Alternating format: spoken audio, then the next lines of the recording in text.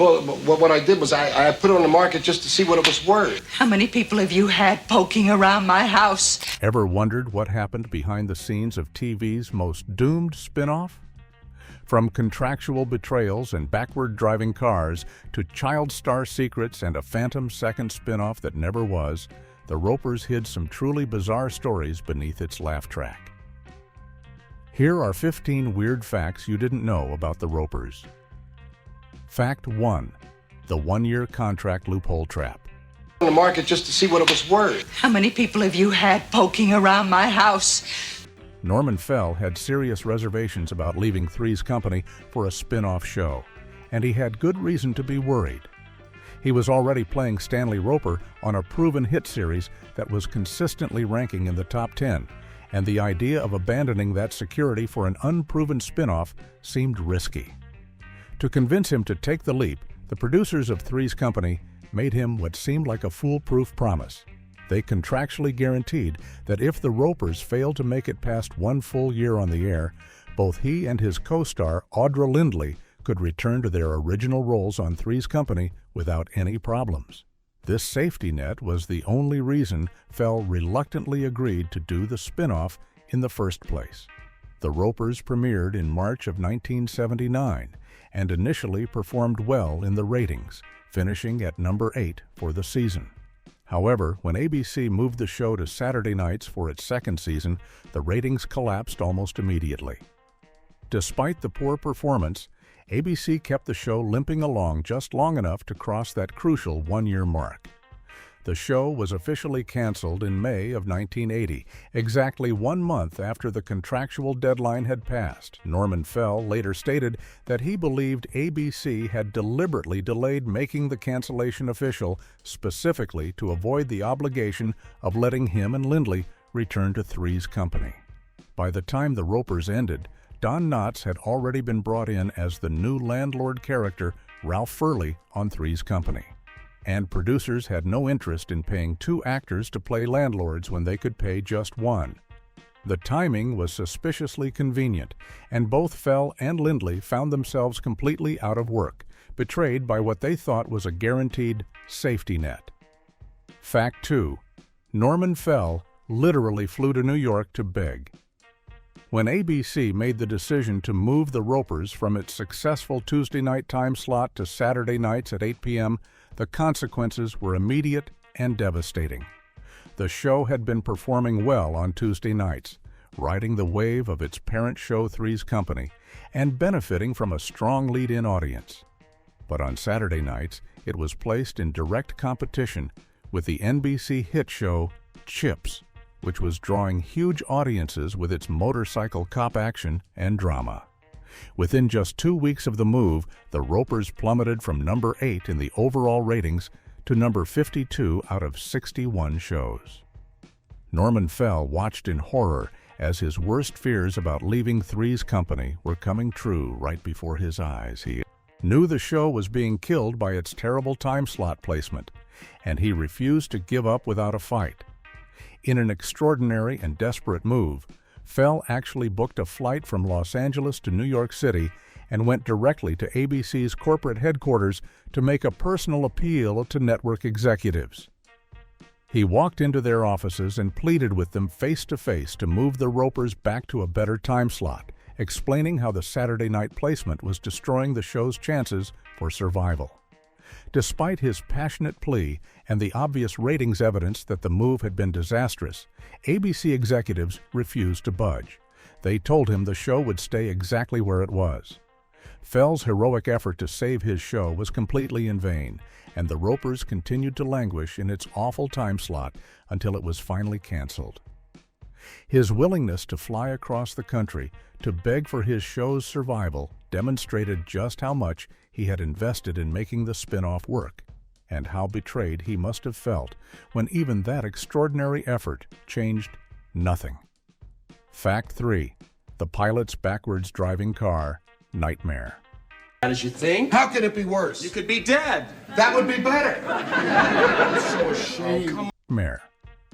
One of the most memorable visual gags in the Roper's pilot episode involved Stanley Roper's beat-up, rust-covered old car, which was meant to embarrass his social climbing wife Helen as they arrived at their fancy new townhouse in the upscale Cheviot Hills neighborhood.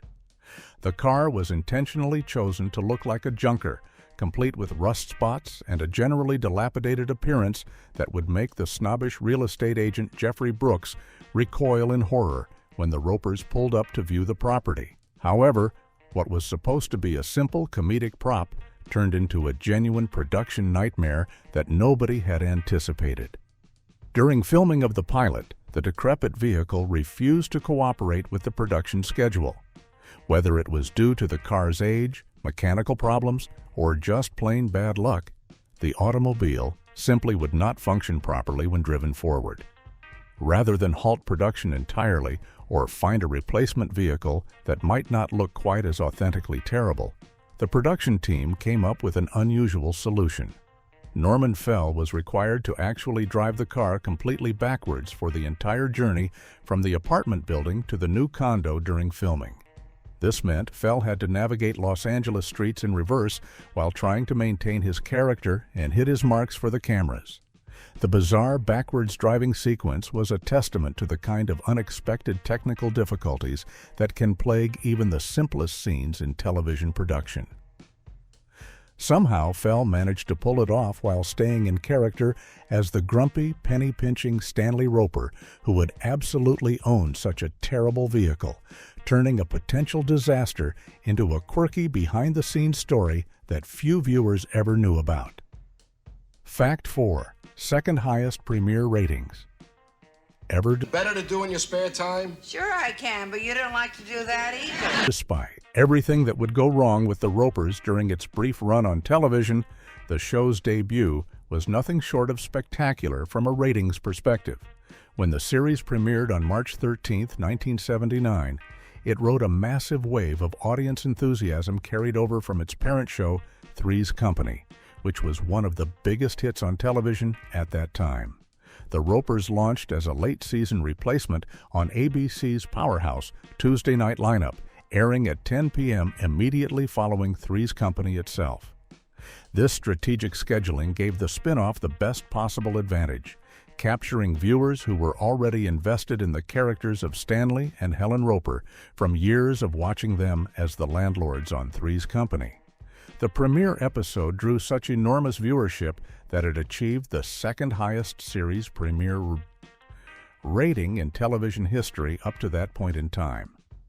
Only one other show had ever debuted with higher numbers, making the Ropers' launch one of the most successful in the medium's history. The show continued to perform exceptionally well throughout its abbreviated first season of 6 episodes, finishing at number 8 in the overall season rankings for 1978 to 79. ABC even reran the episodes during the summer of 1979 on Sunday nights, and they continued to pull in strong ratings, leading many people in the industry to believe the Ropers would enjoy a long and successful run. Network executives, critics, and audiences all seemed to embrace the spin-off initially, making its eventual catastrophic collapse even more shocking and disappointing. Those phenomenal premiere numbers would stand as a cruel reminder of what might have been if the network had simply left the show in its successful time slot.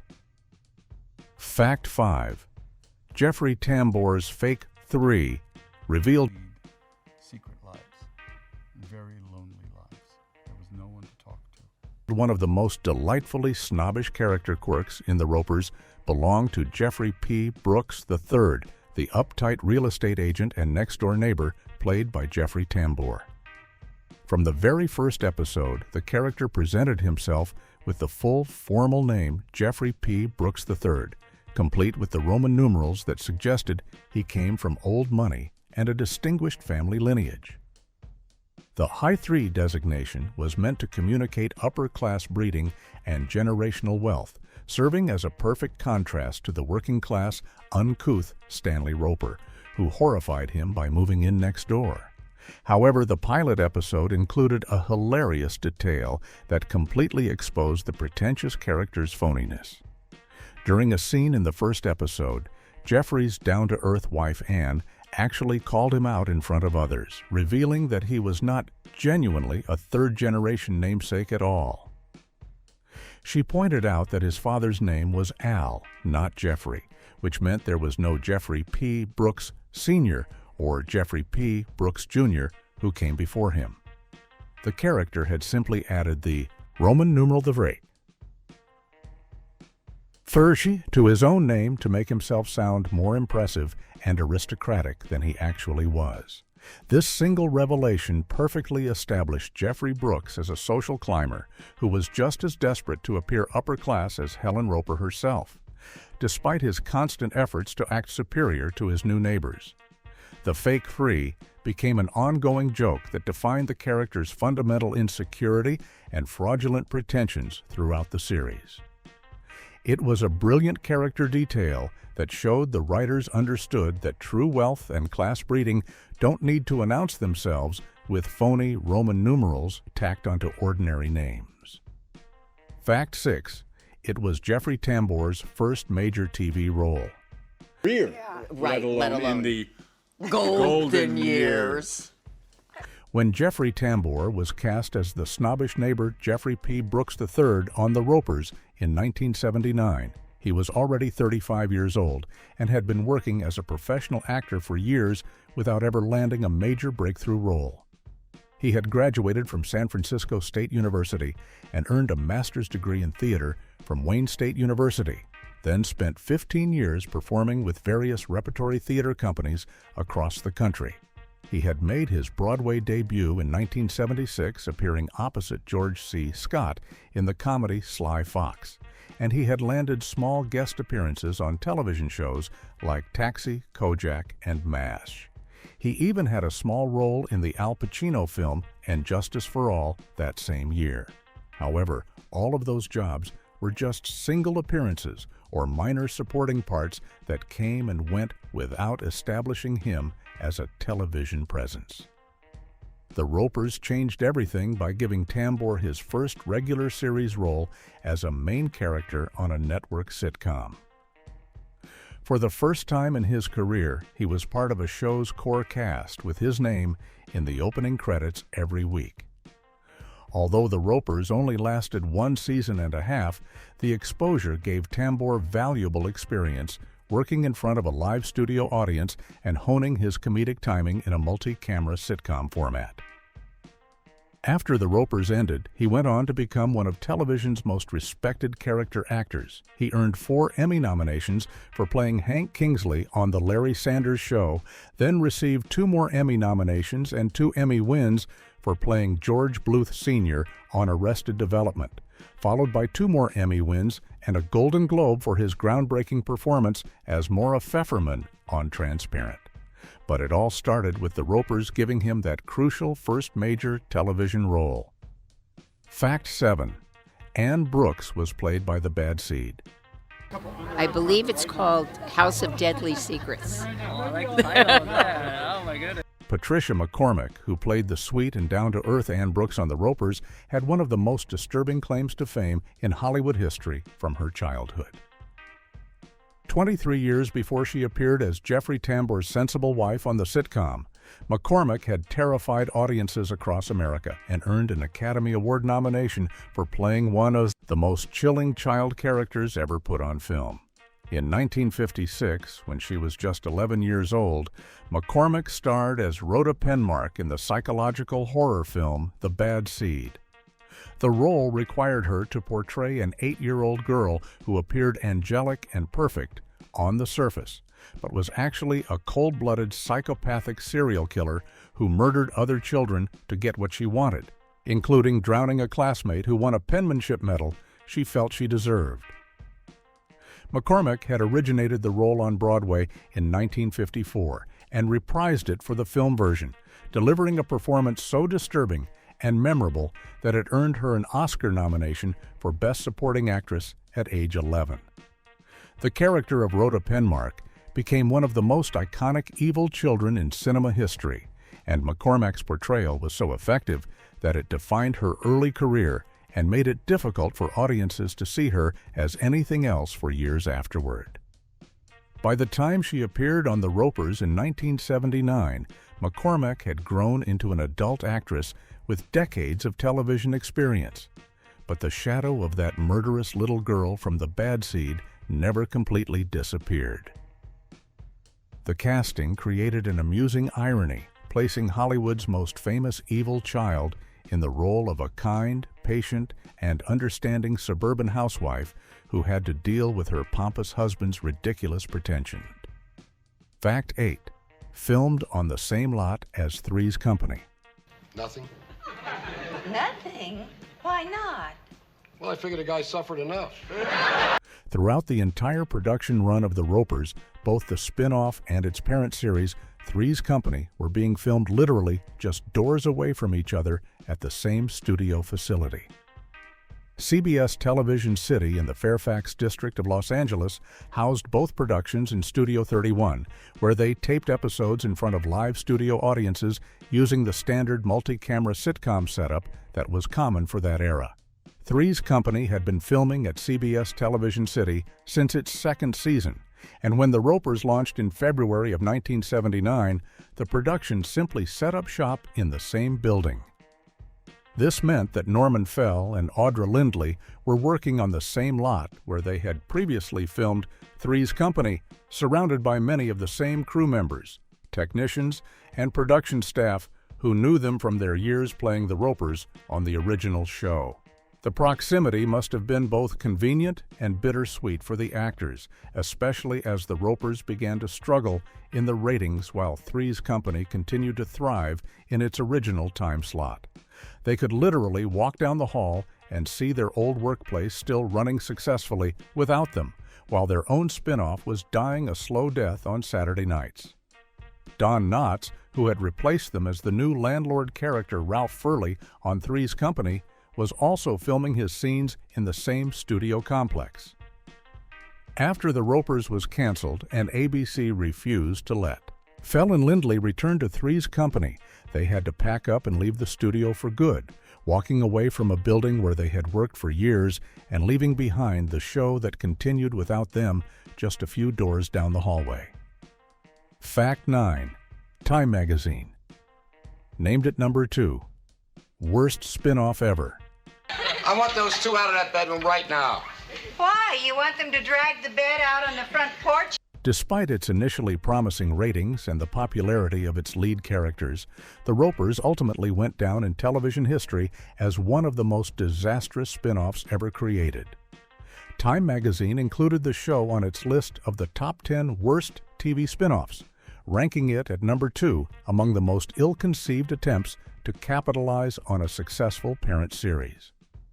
The magazine's assessment was particularly harsh, noting that the listlessness of the first 40 seconds of the opening credit sequence rarely dissipated over the show's ensuing 29 minutes of actual content. Time criticized the fundamental creative decision to flip the concept of Three's Company on its head, making Jeffrey Tambor's uptight character the straight man foil to Norman Fell's Mr. Roper, which reversed the dynamic that had worked so well on the original show. The magazine pointed out that the show lasted little more than a year before disappearing from television entirely. As if that critical drubbing wasn't enough, TV Guide delivered an even harsher judgment in July of 2002 when they published their list of the worst television series of all time.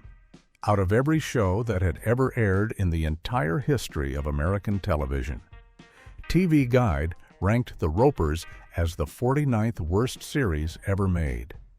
Being named one of the 50 worst shows in the medium's history essentially cemented The Ropers' legacy as a cautionary tale about what happens when networks try to force supporting characters into leading roles without understanding what made them work in the first place. The double dishonor from both Time magazine and TV Guide ensured that The Ropers would be remembered not for its brief rating success or its talented cast, but as a legendary failure. Fact 10. The Phantom. 3 Apartments spin-off. Scored pretty good in those days. Well, times change. 6 years after the Ropers ended in failure and disappointment, television distributor D.L. Taftner revealed an ambitious plan to resurrect Norman Fell and Audra Lindley's characters for yet another spin-off series. In 1986, Taftner announced that a new show called 3 Apartments was in development, which would bring back the beloved duo as landlords once again, this time managing a 3-unit apartment building. The concept would have brought the characters full circle, returning them to the landlord roles that had made them famous on Three's Company in the first place. The proposed show was being offered to television stations as either a 2-year package of 44 episodes for syndication starting in April of 1987, or as a 52-episode package for NBC-owned station checkerboards beginning in September of that same year. The pitch promised guest appearances from major stars of the Three's Company universe, including John Ritter, Joyce DeWitt, Richard Klein, and Don Knotts from the original show, as well as Robert Mandan from the other Three's Company spin-off Three's a Crowd. The plan even included guest stars Jim J. Bullock and Nancy Dussault from the sitcom Too Close for Comfort. 3 Apartments was specifically designed to replace The Ted Knight Show, another Taftner-distributed series that had ended production after the death of its star, Ted Knight, in August of 1986. However, just months after the announcement, the entire project was quietly withdrawn in January of 1987. Taftner cited a glut of syndicated sitcom offerings flooding the market, a lack of available time slots on television stations, and a difficult advertising market that made the show economically unviable. The Ropers never got their second chance at television redemption. Fact 11. Opening credits alternated. Who got top billing? I see one. Mainly from memory, of course. What does that mean? Throughout the entire run of the Ropers, the show maintained an unusual practice that it had inherited directly from Three's Company. The opening credits randomly alternated between listing Audra Lindley and Norman Fell first, with no discernible pattern or explanation for when each actor would receive top billing.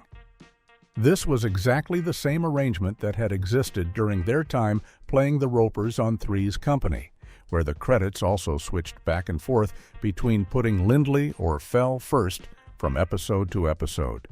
The alternating credit system was likely negotiated as part of their contracts to ensure that neither actor would feel subordinate to the other, giving them equal status as co-leads of the series.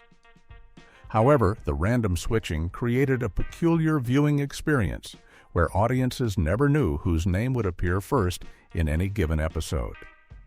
Unlike some shows that might alternate credits on a strict schedule, such as switching leads every other episode or every week, the Ropers seemed to have no set pattern at all. One episode might start with Audra Lindley and Norman Fell, while the next could begin with Norman Fell and Audra Lindley, with no consistency or predictability. This practice reflected the equal importance of both characters to the show's concept, as Helen and Stanley Roper were truly a duo whose bickering marriage dynamic required both performers to be equally central to every storyline. Neither character could exist without the other, and their combative yet oddly loving relationship was the entire foundation of the series. The alternating credits served as a constant reminder that this was a two-hander show where both leads had to share the spotlight equally, even if it meant viewers would be slightly confused about who was actually the star. Fact 12. The Saturday Night Ratings Massacre. Here's to the wine, and here's to the glass. And here's to the lady with the... Stanley!